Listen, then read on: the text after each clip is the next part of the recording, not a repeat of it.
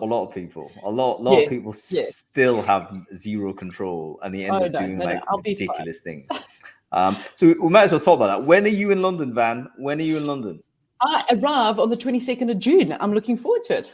Right. And when are we catching up again? When did we The arrange for that? It was Wednesday. That was the day I arrived. Wednesday, So on the 22nd of day, all June. right. So folks, listen, if you're in London and you want to catch up with Vanessa Rath, 22nd of June, that is the day to do it. Definitely I will be there because me and Vanessa are going to Fantastic. be standing up in a bar someplace, but you are now formally invited. So block that out in your calendar. This is a rare opportunity to see one of the greats in London. So Awesome. I'm so looking forward to it. I hope summer arrives before I get there.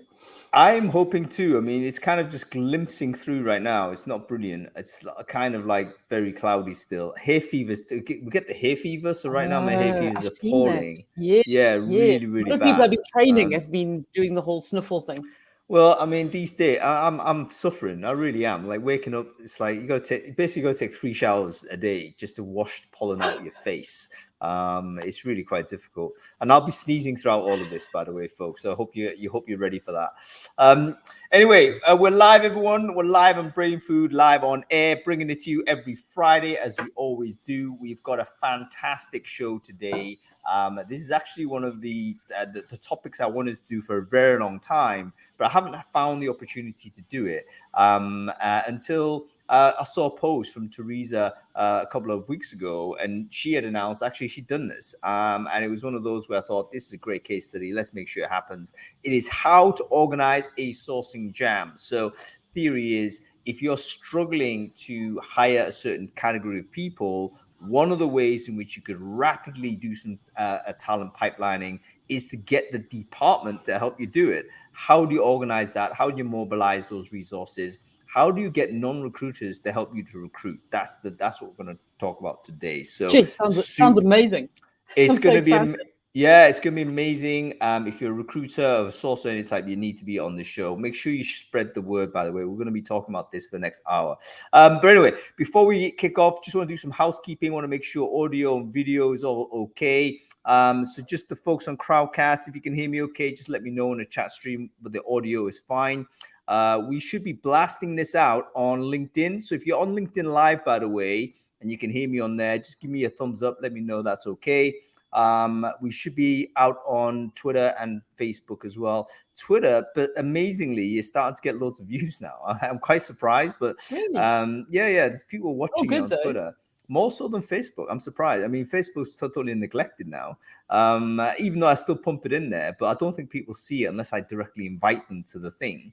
Whereas Twitter, I think basically people see the stream, they see some video on there and they click on it. Yeah. So it's all I good. do. I must admit, that's the way that I always see that you're on. So You watch it on Twitter, yeah? yeah. But the Twitter algorithm likes you and I. It definitely pushes your posts into my Ah. view, which is great because then I don't miss what you have to say. That's what we've got to do, folks. If you're watching this on Twitter now, just randomly retweet something or give me a Yeah. heckle. Do whatever. It doesn't matter. Give me some hate if you want. It's all good. Because it all feeds into the mighty algorithm. That's all we care about. All right, let's give our thanks to our sponsors this week. We always have to thank our sponsors, folks, because basically, essentially, these shows can't happen without the support of our amazing sponsors. So please do check them out if you have a moment.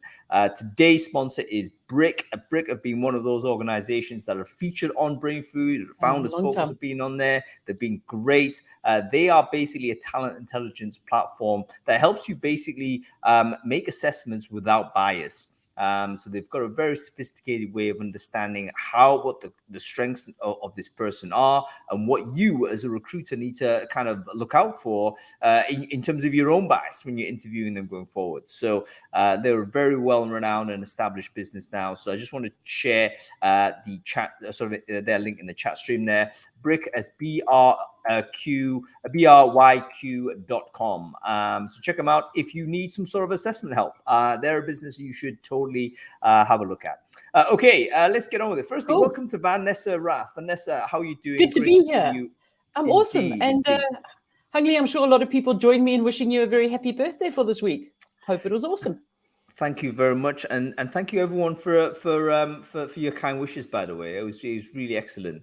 I'm going to Excellent. actually do a short video to thank everyone for this, because there's loads of people have actually met. I'm going to go individually, but probably I should say something publicly as well. So thank you, everyone. I'm a skeptic when it comes to birthdays. Like, I stopped like You're very celebrating them when secretive. I wouldn't say skeptic. I'd say you're quite secretive around birthdays. I'm an open book. I just think they're quite embarrassing. Ooh. But birthdays are quite embarrassing, right? Because obviously I don't mind like being on platform. Like, I do podcasts and live streams and stuff. So that's all But good. never your age, Hung. That's the thing. That's what we don't know. This is one of the no, world's great unanswered questions. It is. I believe there's some money riding on the right answer there. So I don't want to disclose Really? it in case I cost Hit somebody me some up. money. Yeah. Somebody's just gonna have to figure it out. Anyway, so thank you for your best wishes. But going on to this, I think everyone knows who you are, Van, but maybe some people out there don't. So do you want to quickly introduce yourself? Who are you? What it is you do? Cool. So first of all, great to be here. Thanks for having me. My name is Vanessa Roth. I'm based in Johannesburg in South Africa, and I'm a global talent sourcing trainer. So I spend my days training people how to find candidates that nobody else can find. I also work as a freelance sourcer myself, and I generally just have a whole lot of fun doing it because I love what I do. So thanks for having me, hon. No worries. And Vanessa, by the way, you need to follow this lady. She is not only a great sourcer, also a great practitioner, great trainer, but she's, as you say, Van, you're still doing it. So I think your kind of currency in terms of technique is very, very close. You get a lot of like trainers that are great, but maybe they've stopped actually I don't doing the believe job. that you So can. I don't believe you can either, but some people have generally just been training, and if you don't practice, you end up just becoming more and more abstract. But the problem is I always find myself like updating my training with new stuff that I find, because it's such an interesting world out there. We're always finding something new. Well, as well, the systems change as well. I mean, Irene is very good at this, where a Google will change what operators work, or LinkedIn will change what operators work, Absolutely. and those things will what was useful 6 months ago might actually be wrong information now. So it is very important to stay connected. Anyway, I've shared Vanessa's link in the chat stream there. Make sure you connect with Vanessa. Okay, we always start with the same thing. Did you read the newsletter last week, Vanessa? Of course, I read the newsletter. I actually read it twice. I read it on Sunday and I read it this afternoon because I just wanted to make sure that I was on top of things. So my favorite article, without a doubt, and it's going to be no surprise, was actually from Arena and Boolean Strings and Mark. I think that in Anchor kind of addition into X-ray searching into LinkedIn was amazing. I could be biased, being very much sourcing focused, but I just thought it was an absolutely amazing article, something I hadn't thought about, and something that I really feel a lot of sources and recruiters could be doing better. But it was very sourcing focused. Let's talk about the. No. I'm very interested in that. Can you dumb it down for the people that are not like that au fait with Boolean, if you so to speak? Like, what was so interesting about this particular post? So for me, what was so interesting is, first of all, loving Boolean. So Boolean is obviously the way we X-raying from search engines into platforms. This one was particularly around LinkedIn, and where most of us would go and search in title for someone's job title, we miss a lot of information. So for example, I would say in title software engineer, but then I would be missing people who in their headline would tell me that they're absolutely passionate about Python and Python makes their world go round.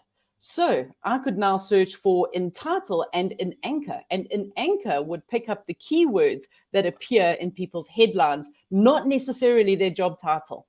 And that was just like, Got it. So no one does this. Like everyone does in title. I've never seen anyone do it. Yeah. No one does this. Yeah. It's basically understanding how Google operators work, and you can basically narrow down the focus of Google and instruct it to say, look for in this particular part of the website, look for things that call this, and it's an in Anchor operator. No one knew about it. So well done, Mike Santoro. Yeah.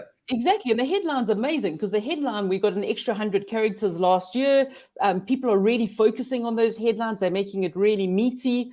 And it's a great way to find people from more of a generic job title into something that they're passionate about. And that for me is what actually makes us better sources of talent. Yeah, you're going to find people basically that other recruiters ain't going to find using this technique. And for free. All about. Yeah, and for free. it's free because it's basically X-ray. So check it out if you're a sourcer. If you haven't, obviously, click on the link I've just shared there. Okay, give us another one that's interesting, man. So there was actually quite a common theme, and I think it actually goes well with what's been happening this week and my fellow countrymen living in the US and announcing that everyone was going back to the office, Mr. Elon Musk. And there was a lot of there was a few articles in there about, is this the end of work from home, and companies calling people back into the office. But what I really enjoyed is one of the articles was how Airbnb did the opposite. And they said that anyone could continue to work from anywhere within the country. And their applications actually increased by like 800,000 applications in a week. I mean, it was bizarre. Where on the other hand, Elon Musk, again, talking about Tesla and SpaceX, I trained a company early this morning in California, and they say they've literally have spent the last 24 hours looking for CVs of people from Tesla and SpaceX and haven't had to look really hard at all because there's been a massive outcry about them being forced to go back into the office, which was came completely out of left field. I think, you know what, it's very interesting how companies do this. Because I think that, yes, you can maintain the position, we're going to be remote forever, remote anywhere, and you'll probably be very attractive as an employer against companies that are now making the decision, come back to the office, especially if, let's say, Musk takes over Twitter. Twitter have actually moved to a permanent remote anywhere, right? Yes. But if he then switches it back to, say, back in office, you can expect a significant attrition there. Well, absolutely. I pinged a couple of my friends who were in the sourcing team at Twitter today, and I said, what does this mean for you guys? And everyone's been very quiet. Yeah, it's basically, I think what we've got is we're in a situation where we're very used to the idea of work flexibility. We're very used to this concept. We definitely don't want to go back, but we can certainly see this tension because the bosses want us to go back. And it's going to be a big question mark as to who's getting this right or wrong. Obviously, you know, as a person that doesn't have a boss and is not an employee, I'm kind of observing it from the outside with, you know, I think fairly neutrally, but I can see it from both sides, particularly if you have the conviction as a boss that actually it is essential to be back in office. Then I can understand you making that decision. And you know, the sooner you make it, probably the better. Okay, give us one more, Van. I just want to make a note on that, is that we've got to listen. I mean, we're in a scarce skill global skills crisis at the moment. We've got to listen to what the talents are saying. And most of the time when I'm getting contacted by people looking to change jobs, it's like, I won't consider anything but remote first. And I think that this is what the workforce needs to pay attention to. You know what? I think what bosses are thinking about, though, is that, you know what, if the world is going to kind of tip into a recessionary period, it could well be that the shoe is quickly going to be put onto the other foot. Whereby bosses will have a stronger case to say, come back to the office or bust. I spoke to a friend of mine the other day, again, anecdata only, but you know what? That's the only data I care about is anecdotes, right? But sure. I mean, my friend basically was looking for work, and he actually said, the remote dream is over because every London-based employer he interviewed with said in the office. And he ended up saying, he said no to all of them, but the companies themselves were being more confident by saying, you know what, the remote dreamy period is over. We're going into recession, less growth, less opportunities for most people. The candidate market as it was is actually going to switch again back to employer side. And we're going to say, back to the office. So I'd love to know what your thoughts are, by the way, folks. If you think that if we go into a recession, for instance, does that mean the remote dream is over? By the way, we will be talking about recession-proofing your recruitment career next week. That's the topic of Brainfood Live next Friday. Okay, give us one more, Van. Okay, so one more that I really enjoyed was, first of all, there's actually two more. I have to talk about two. The Crowdcast article was actually super, super interesting. I didn't realize what you could do on the Crowdcast platform, in all honesty. I see that a lot of people using it in different ways. And I just was amazed that you could, just keep people signing up, get it linking with your CRM, push it to all of these platforms. So first of all, hats off to Crowdcast. I think I've underrated you for a long time when I shouldn't have. It looked amazing. And then the other one that I want to talk about, Hung, which is completely out of character for me, in all honesty, because I'm not techie, but I found your article about system design fascinating. So it was all about, Uber's system design, what happens in the background when you actually go and request a ride, went onto Twitter, Spotify. And I think it's one of those things that we just kind of take for granted. We go onto Spotify, we have a look at we choose our music. There's an algorithm that suggests songs for us, and you just kind of take it for granted that it's going to be there. But the actual processes and those flow charts in the background were just incredible. I really geeked out on a lot of those. It's actually really accessible. That post I've just shared in the link, by the way, it's quite technical, but it's really well written because someone who's non-techie can actually get into it. Yeah, I could understand. That was my measure, right? I'm quite low down. But the reason why this is important, folks, is because we obviously live in this algorithmically non-neutral world. I think all of us now are aware that things that you're exposed to, this is not an objective or in any way a neutral kind of servicing of what's going on. It's based on your behaviors and what the system thinks that you'd be most interested in. And this is generally true of all of the platforms that you were engaged in. YouTube, Netflix, Spotify, Twitter, LinkedIn, even all of those things. I mean, folks, if you're watching this on LinkedIn, chances are you have clicked on something that I posted at some point in the last 2 weeks or something. That's the reason why, this has popped into your feed. So very useful for us to know how these things work if you didn't already. Because if you are a recruitment marketer or a content marketer, or you're someone who wants to get your message out further, could be as simple as trying to distribute a job further. You need to understand how these things work so that you can use them to your benefit. So Check out that post. It's called, I've just shared it in the chat stream there. That's something worth reviewing. And by the way, the final thing on Crowdcast, I'm using Crowdcast, by the way. So there's a reason for that. It's because it's super simple to do a live stream as we're doing now, but also to multi-stream it on multiple channels. So I'm essentially going out on 4 different channels right now. That's incredible. It's really not a lot of work. I'm amazed more companies don't use it. Because in terms of its what it can do, I think it's just better than most things. So yeah, get on it. Okay, absolutely. let's get on with this show. So Vanessa, before we bring our guests on, let's talk about the topic here. I mean, do you have any experience with organizing similar stuff or training people to do this?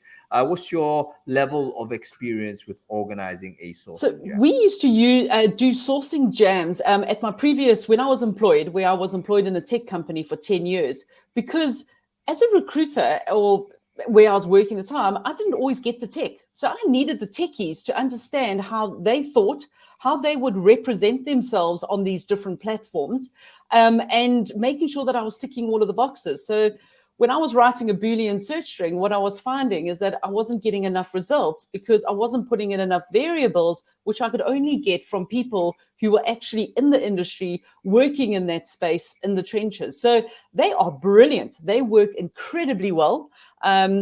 It's much easier from an internal kind of talent acquisition perspective. I think agency recruiters would maybe have a little bit of a challenge getting companies to share this IP with them, but it's definitely something that I would promote with your organization, but also within your recruitment team itself, because I often find is that different people, different recruiters search differently. And if you can combine all of the methods together, you're going to get far better results. I mean, get out there. Sharing is caring. The big purple dinosaur told us.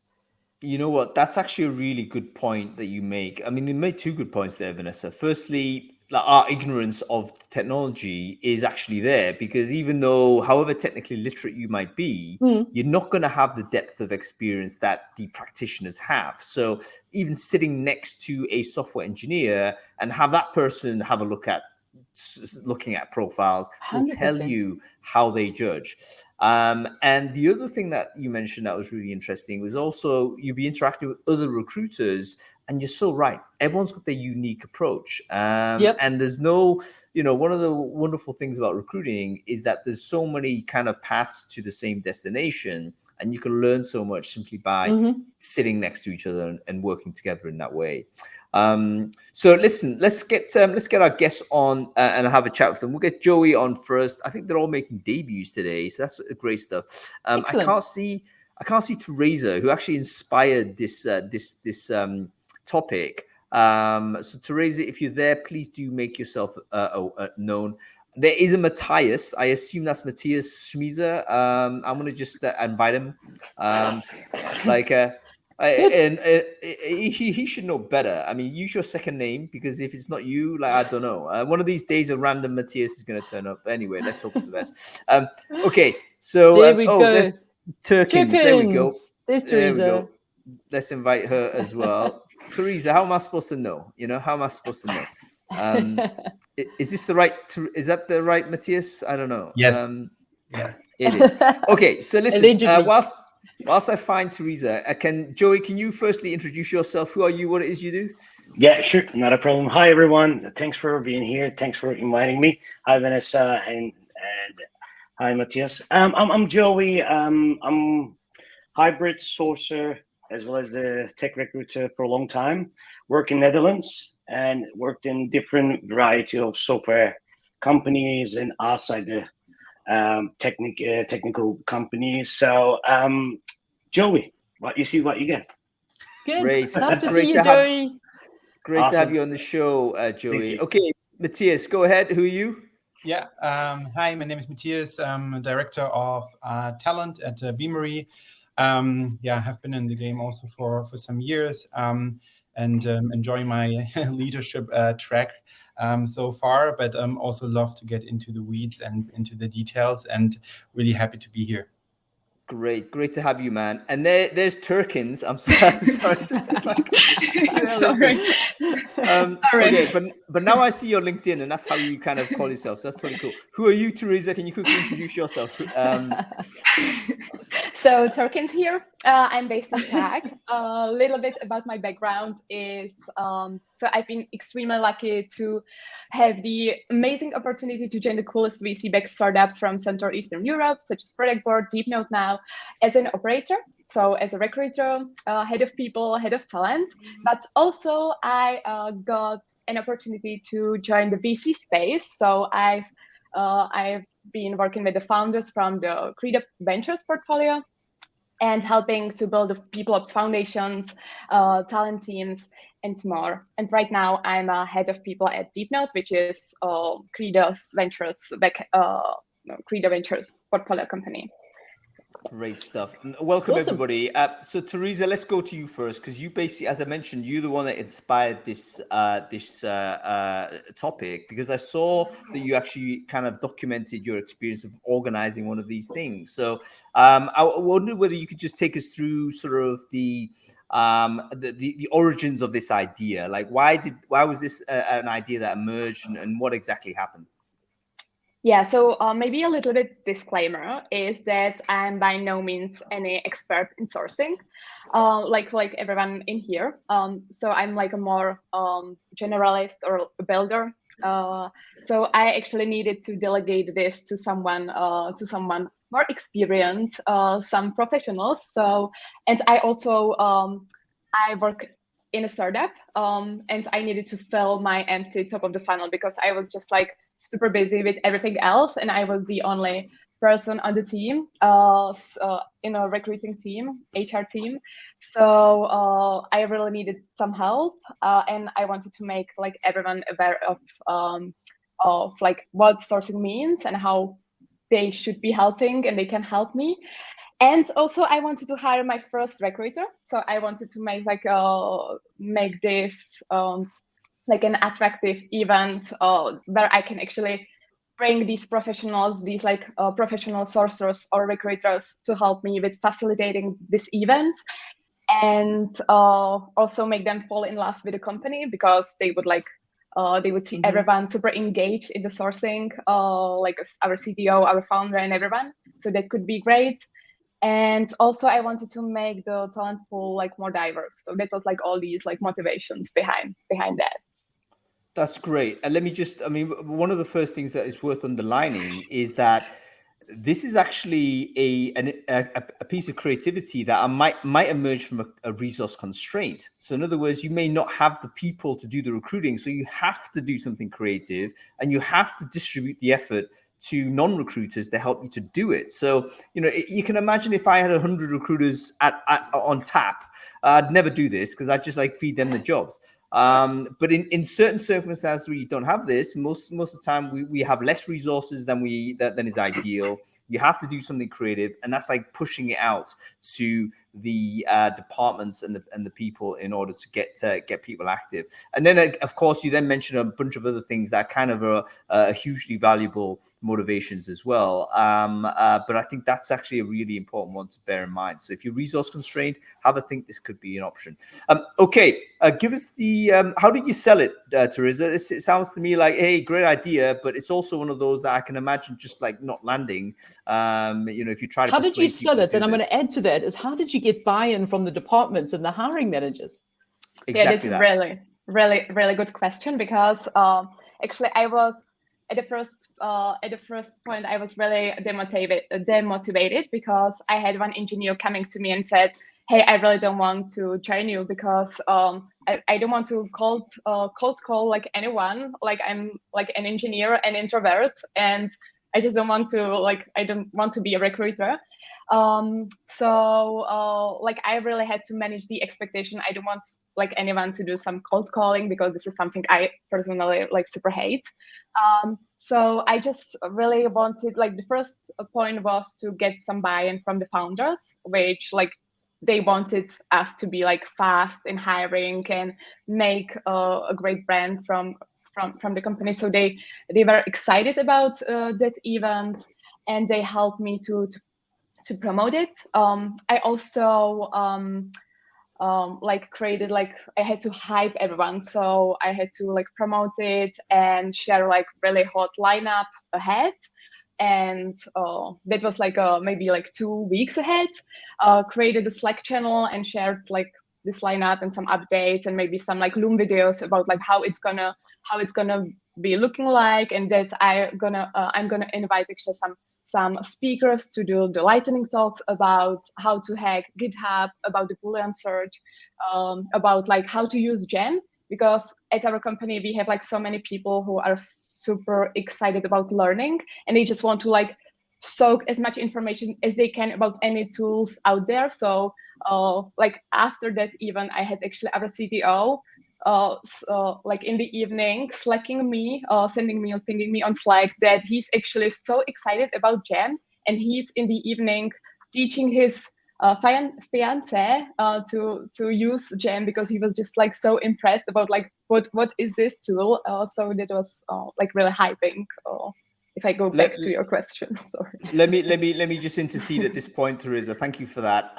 So by the way, gem.com, go check it out. I think they're one of the sponsors of Brainfood, actually, good friends of ours. So they're a great type of, a very popular CRM type product. Okay. One of the things I think was super relevant that you mentioned was that you've got to actually tell people what recruiting is. Because engineers, or whoever the candidate is, their experience of recruiting is very, very different from ours. They experience the cold calls, right? They experience the hard sell. So if you're asking them to do that, of course, they're going to be averse to this. They're going to think, I ain't doing this. I hate this experience. So you have to underline to them, you know what?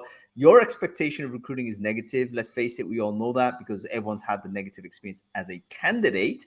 But it's a different experience if you are putting the recruiter hat on and doing the recruiting work. We're not asking for cold calls. We're not asking you to pitch the job. We're not asking you to do any of that stuff. So number one, we've got to kind of like kill that shibboleth, if that makes any sense. You know, you got to get rid of that a monstrous feeling people might have. Actually, the engineer that came to you, Teresa, I think that's actually, I wonder how many people felt that way, but he was the only person that stepped forward. So he was actually a really valuable person to step forward and give that input, because I suspect a lot of people felt immediately, oh, you want me to recruit? Well, you know, what's all this about? So Absolutely. yeah, very, very interesting. And Matthias, I'm going to bring you in here because you've got some experience of doing this, don't you? I mean, I don't know whether you have this doing this at Beamery, but certainly back in the days with the other businesses that you've been involved in, I know for a fact you've done this. So what's your learnings, if you like, from organizing these types of events? Like, what are the things that you think, if you're going to do it again tomorrow, like what is the bullet point list of things that you would say, yeah, this is the basic guidebook on how to do this? Yeah, no, 100%. And first of all, to Teresa, I think it's a wonderful article. Like the moment where you dive into this and on scale, how you have done it, even not having a lot of experience shows that experience is not key, but it's the approach, the mindset, the attitude that will do just fine by executing things like that. Mm-hmm. But back to your question, Hung, I think one of the things that is definitely important is starting with the mindset by, hiring is a team sport. You're not just as a recruiter alone. It can only work together. And then this is where you should start, facilitating this. And I think you did a wonderful job with opening up a Slack channel, but I would recommend people to talk to people first, right? To get a right idea of what is the purpose of all of this and why are we doing this and what is maybe something in for them to learn as a win. And I think from when I put in my whole talent acquisition hat, I would then also say, think about them as employer ambassadors, right? Employer brand ambassadors. And that's just the first step where you say it's a different need, but you need to get out there, right? Because we need to look, and in your article, it was very well phrased, this kind of leveraging all of our networks, right? Because in the end of the day, in a company, you have so many connections if you really just know how to leverage them well. So, and one of the things is also really make, and I think this is something that you mentioned, Hang, as well, is like making people comfortable in that environment, creating an environment where everybody can speak up. When you have introverted people, remote sessions might be the best way to do that, right? Because they feel more comfortable. They don't need to go into an office or need to prep something. They just need their time on the internet, and you then tell them, hey, wait a minute, here's the spreadsheet, here are the tools. It's not too complex. This is what I want from you.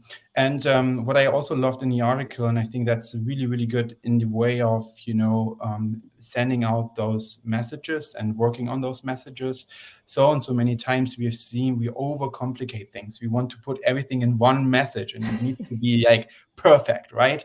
When you learn about how do you campaign people, how do you source people, how do you build this, you see a lot of times you have multiple touch points, right? And these multiple touch points, or finding those high caliber of talents, and then understanding who reaches out first, because it's not going to be the recruiter alone, right? There will be other people reaching out as well, but how to do it, right, is then something that is very, very meaningful. Let me step in and say a few things that I just want to kind of summarize at each point, because I hope someone's making notes, basically, because I ain't. Someone should. So one of the things that Teresa, you mentioned, really important, actually sell it as an educational thing.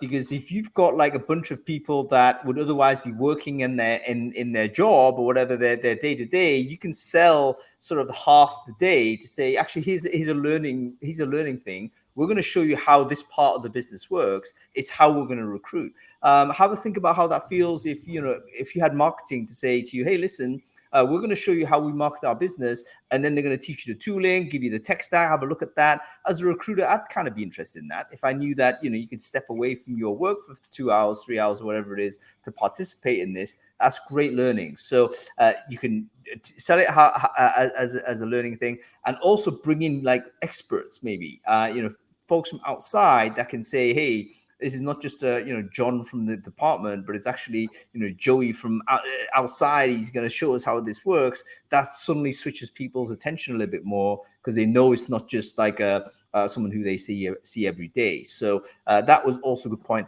And of course, getting buy-in from C-level, right? The senior managers, the pitch to them, I think, fairly straightforward. You're going to get faster and better doing this, more diverse, all of those things. Sell it to them first and have them make sure they're kind of ambiently putting the, I wouldn't say pressure, but let's say ambiently, or should we say, conspicuously endorsing the idea to the team, and that might help motivate them to get involved.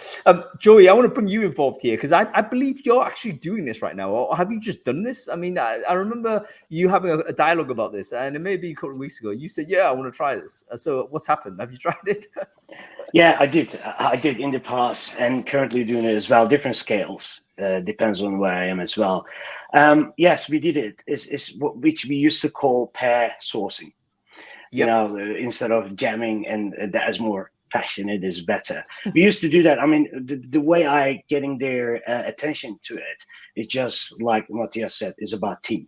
You know, and the hiring is all about working together. You know, we need to put everybody together to make sure, you know, we can have technical way of looking at things, also behavioral.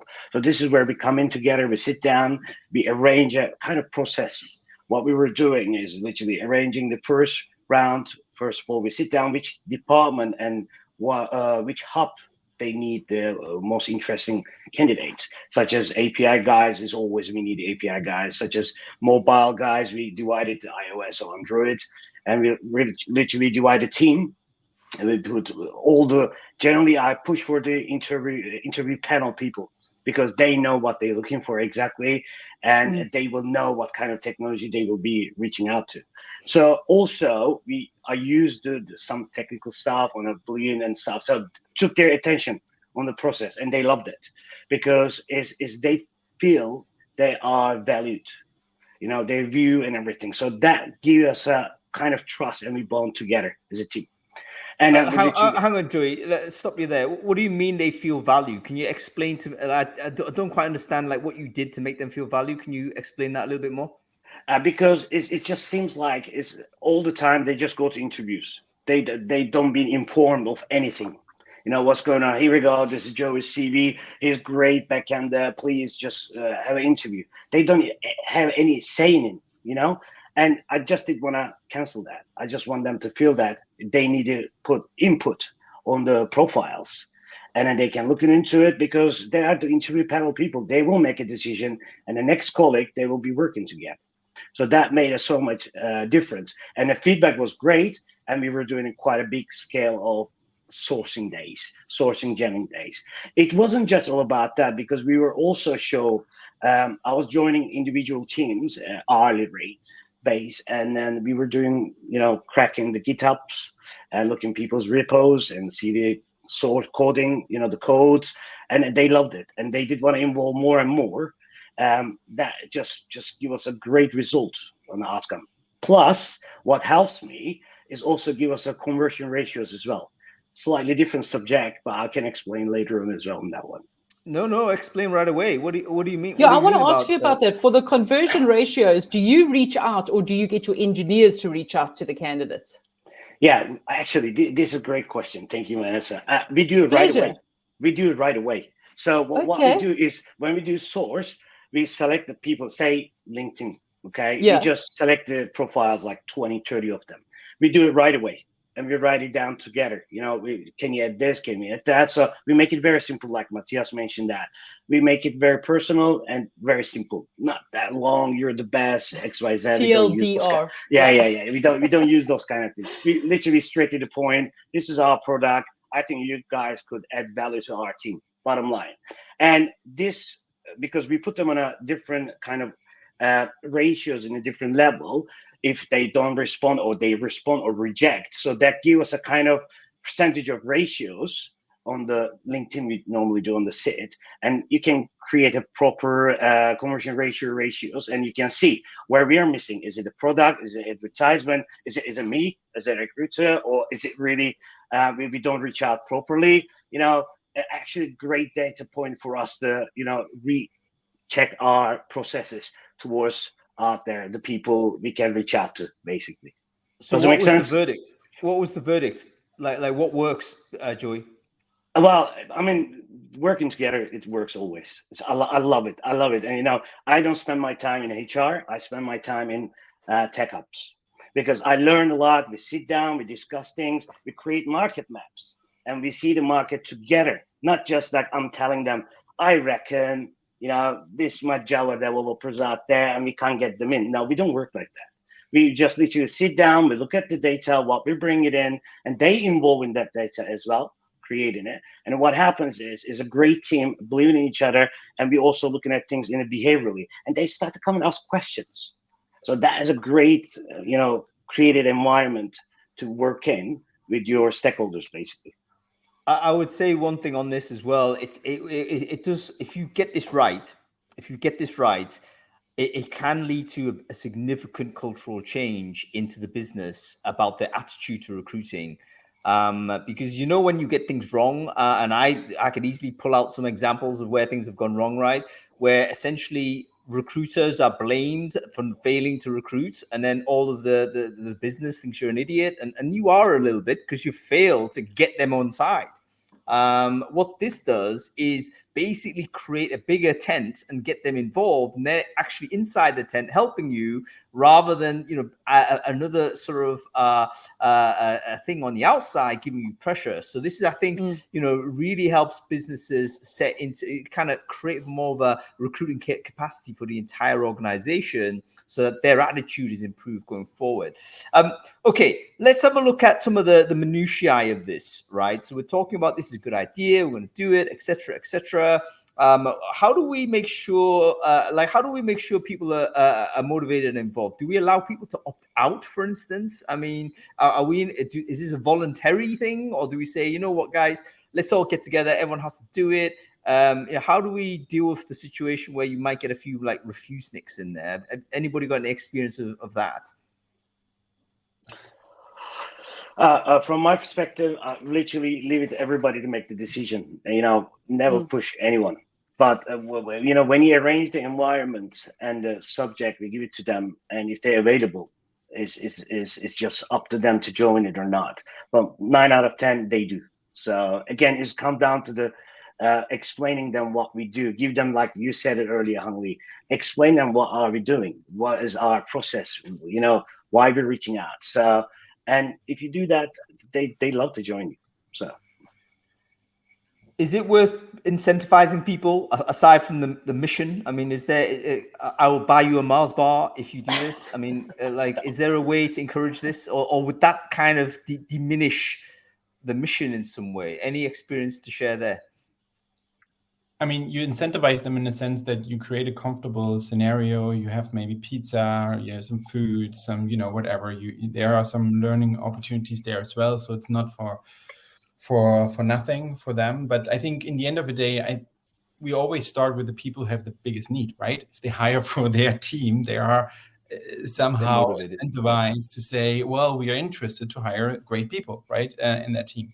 I think moving forward, it should become a habit or a pattern in the organization, or to that stage where you don't need that jam anymore, but people do it on their own. They're used to the system. They're constantly getting people into that community, and you just need to pick it up, right? Because you don't want them to be in this awkward scenario, maybe room, breakout session, whatever it is. It should become a pattern. And back to the conversation, it should mature a hiring culture in an organization where they always are hiring. They never stop, right? And by understanding, knowing the systems and what we are capable of delivering, then if they once understand it, they will do this on their own. Yeah, very interesting. Yeah, that's a great idea. Give us an update on where we're at with this. So you rolled this out, you wrote the blog post and what have you. Have you repeated the experiment? What's the kind of the long-term impact of all of this? Now that you've done this, I assume it's a couple of months ago since this happened. So can you give us an update on where things stand with Deep Note now?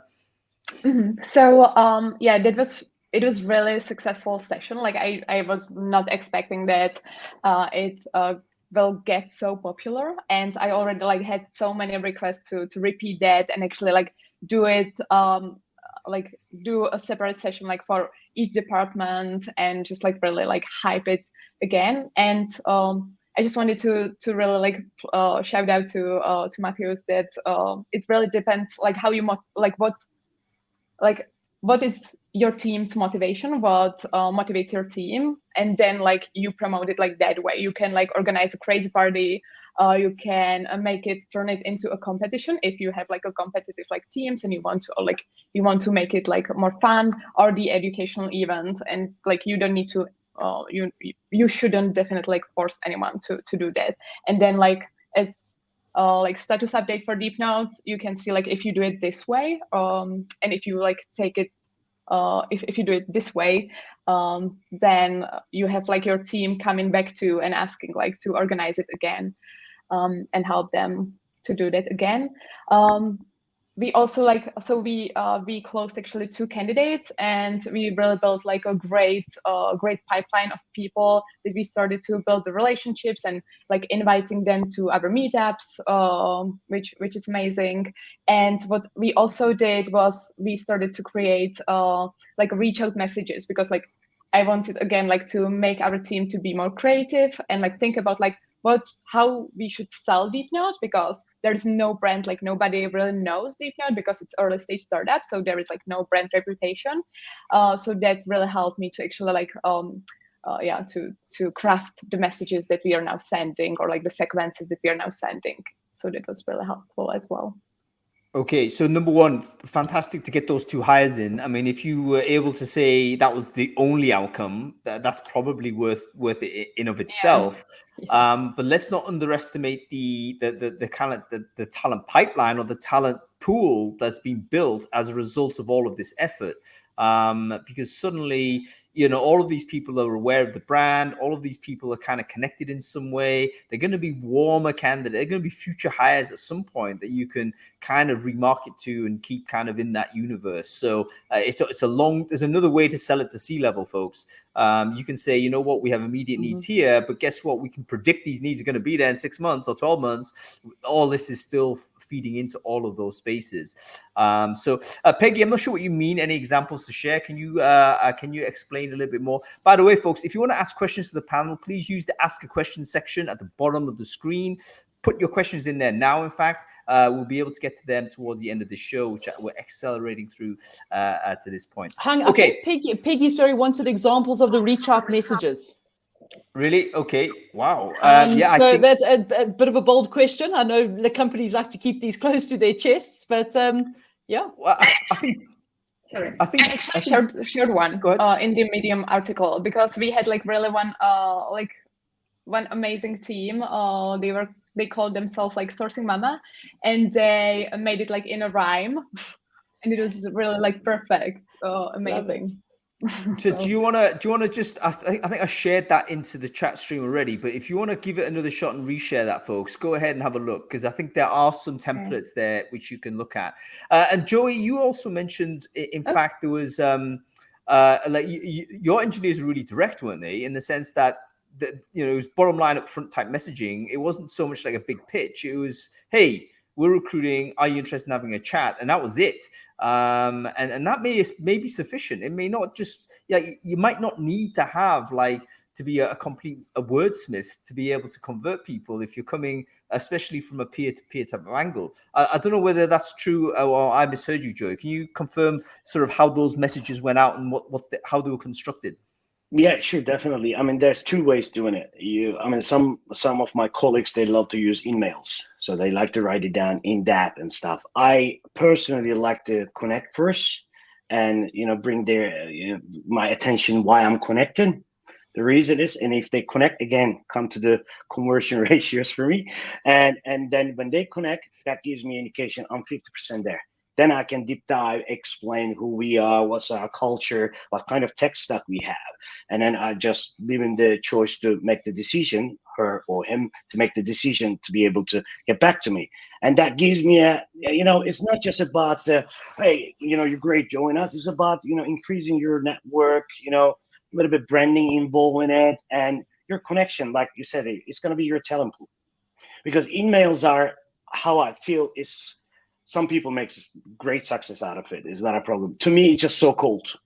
There's nothing involved. But again, apologies to everybody. It's about personal choice. No, I'm not saying there's not strategy to anything.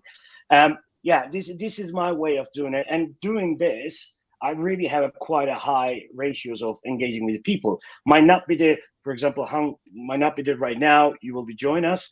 But eventually, oh yeah, I remember Joey has sent me the message. Let me just send it to him again. Yeah, I'm available, Joey. Is there anything? Yeah, it just happens so many often, and that proves my point that it works for me, and I love the way I'm reaching out. And the wording is all about Joey. I can't really give you an example. You should write it down. No, not really. I work with the really legend sources out there. They're giving us examples back in those days, and it was working at a certain level. But when I add my heart in it, it was totally different. It just the ratio increased like 20, 30%, and 60%. Whoa, okay. It's all about me then, how I word it and how I engage it. So that also reflected body language and then conversation. And I think it's just all about your passion and your culture and your role into it. 100%. Yeah. All right. I want to say that the messaging style needs to be congruent with your personality. So in other words, if you have, the templates might work if you have no personality. So folks, if you are personality free, use a template, great. However, if you have some sort of personality and you've expressed that online somehow, you're on LinkedIn, you're talking to people, you're doing stuff, then your messaging needs to be congruent with how that comes across. And that will get you a response with a certain population of people. Some people are going to ignore it. Some people are going to love it. Doesn't matter. Whoever it is that is always going to pay attention to you will pay that attention. You could adopt it this way. I just want to touch on something, sorry, that Joey said that is just brilliant. I absolutely loved it. And Joey said when he adds his heart to the message, and that for me is just so many recruiters don't do that. You put in your passion, you show that you're a human being, you're always going to get a response, and you're always going to make a friend to put into a talent community. So well done, Joey. Thanks for the reminder. Thank you. I agree with this. And one quick thing before we kind of ask the same question to Matthias and Teresa, it's also like not like being so desperate to ask for the close, right? I mean, if you're like straight away saying, "Hey, I'm recruiting. Are you interested?" I mean, it's kind of contradicting what I said earlier, but hey, inconsistency is my thing. But the bottom line is, if you're trying to close too soon, the default answer is probably going to be no. The person's working. You've just approached them out of nowhere. It's too much too soon. So what you want to do is just do a connect, build up some sort of relationship, and then you can drop a conversation in with a bit of plausible deniability, and then give them the sort of the sense that they're okay to have a conversation without necessarily committing to your process. And then over time you can educate them and you can work with them on that, and as you go through. Okay, I want to go to Teresa and Matthias soon, but there's one thing I need to do right now before I forget. We always want to make sure that the conversation continues irrespective of whether we are still on air or not. We've only got 10 minutes left, so we're going to come off air soon. But if you're interested in this topic, please don't let Brainfood Live be the kind of bottleneck to stop you from learning from other people. Everyone else who's watching this right now is interested in this topic, how to organize a sourcing jam. So what we're going to try and do is to take a bit of time and just share your LinkedIn profile into the chat stream or into the comment thread, wherever you're watching this, and just connect with everyone else who's doing the same. This should mean you'll walk away from this conversation not only with loads of interesting sort of ideas and thoughts and examples, but you might also end up with half a dozen new people that are also very into this thing. And if you want to go ahead and speak to those people afterwards, and please do that, go ahead and do it. Keep the conversation going, keep connecting. So take a moment and share your LinkedIns into the chat stream there, folks, and make sure you avail yourself to these connections. Okay, what was I saying? I forget. Oh yeah, Matthias and Teresa asked you the question, like, how do you structure the message? Is there a pattern? Joey's saying, hey, listen, go with the heart. We totally respect that. But are there other options? Are there other techniques? Any thoughts on this? Matthias, go to you first. Yeah, don't over-engineer it, right? I think in the end of the day, different things work for different people. Yeah. There are some tools out there that will help you course correct and identify what kind of personalities they might be and what they are high likely to pick up. But in the end of the day, I would say I actually love the comment of saying connecting with people first. Yeah. And it reminded me, I think like 3 or 4 years ago, I just added a lot of people on LinkedIn that I wanted to hire without any, a message. And I was surprised how many connections I got with no context, right? And it's like, that's crazy, right? Because LinkedIn started like that, didn't it? Right? It suggested you people, and you need to do that. So I think don't over-engineer it. Talk maybe a little bit about what are you looking for, what kind of role do you have, and if they're interested to pick this up. And in the best case, sometimes it helps if you have a call to action where people, if they are interested, might even schedule a call, right? But no pressure, right? Don't pressure them into that, or say, hey, do you have time tomorrow? Yeah, or something like that. At 1 o'clock. Yeah, exactly. Because I think what we are missing most of the time is that all the other people on LinkedIn don't use LinkedIn as often as we do, right? And therefore, sometimes we are just like, if people don't get back to us, that's just because they look in their LinkedIn once a week, right? And not every day or every hour. Okay, a quick summary on the stuff that Matthias has said. By the way, Call Connect is being proven to be superior to message. So if you're going to connect to anybody on LinkedIn, just Call Connect and zero message. Oh, we've kicked him off. I didn't do that, but he's gone. That's fine. He's with us in spirit. Let's accept that. Yeah, Call Connect basically is superior. So I think Nicolas Darcis has recently done some research on that. Even Bill Bowman back in the day. This experiment has been repeated over and over again. Basically, a Call Connect, I think from a psychological point of view, makes people feel as if there's no additional cell involved, right? They're just expanding network. So you can do that. Definitely your engineers can do it. Recruiters can do it with a little bit more. It's a little bit more difficult because the barriers are up, but it's superior than sending a message. And the second thing that you mentioned, Matthias, which is super important, but you know what, your disappearing act just then has caused me to forget what that was. So it'll come back to me. Teresa, let's go to you. In terms of your messaging techniques, is there a thing that you like to do that maybe other people might be able to learn from? I can actually share two examples. One, when it went really bad because I actually used too much of my excitement maybe and too much of my creativity while reaching out to Eastern European engineers, for example, which is I probably I was overexcited and I got some negative feedback. So I would probably since that time I actually learned I got the feedback from people who I'm actually reaching out. They helped me to craft the message. So it was without all the fluffy emojis and everything. And it really worked well. So before I'm actually now crafting any new message, I always get the feedback from for example, product managers or engineers on my team that's probably the audience I'm reaching out to. And I also really spend some time about getting the sentiment about who is this person. Is this person I don't know, really using emojis on their GitHubs or on their LinkedIn, and then I use that. I'm more excited. Or if I'm, for example, hiring for my department, then I record Loom video. I'm excited. I'm sharing Notion pages. This is what we are going to work on. But I know that it wouldn't be attractive, for example, for some engineers on our team. But for the recruiters, it can be working really well.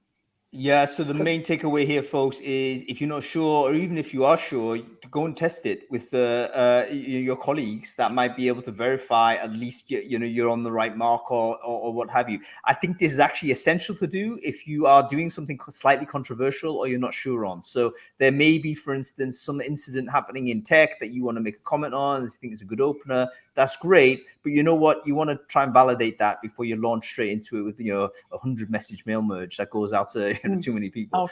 Definitely test this before you go scale. Okay, Matthias, actually, I remember what it was I was going to say, and Ed's actually corrected me, has actually preempted it, because it is about the amount of time people spend on LinkedIn compared to recruiters. Guess what? Recruiters are not normal people. We are not normal people.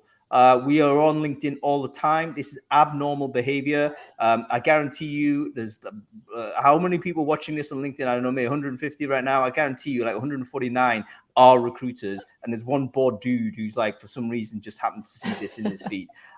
So yes, recruiters are not normal. The average people, I think Irina's also had the same stat. It's it's monthly, once a month people sign in. And that obviously ramps up if they're looking for work, but most people have work and they forget about it. So don't be thinking that this is what people do. Okay, I want to go straight to questions because we're running out of time. First two have done. Okay, Daniela's asking, has anyone done this outside of tech or engineering? Because this is a classic thing to do in tech, but I'd love to know whether anybody has tried this in sales or in marketing or in something else. Any answers, please? I definitely did it in sales. Because the sales is the most difficult because salespeople are always selling to you, right? So I had to sit with the sales manager to say, how do you pick out when people are selling to you and selling you a story as opposed to being genuine? And it worked really, really well.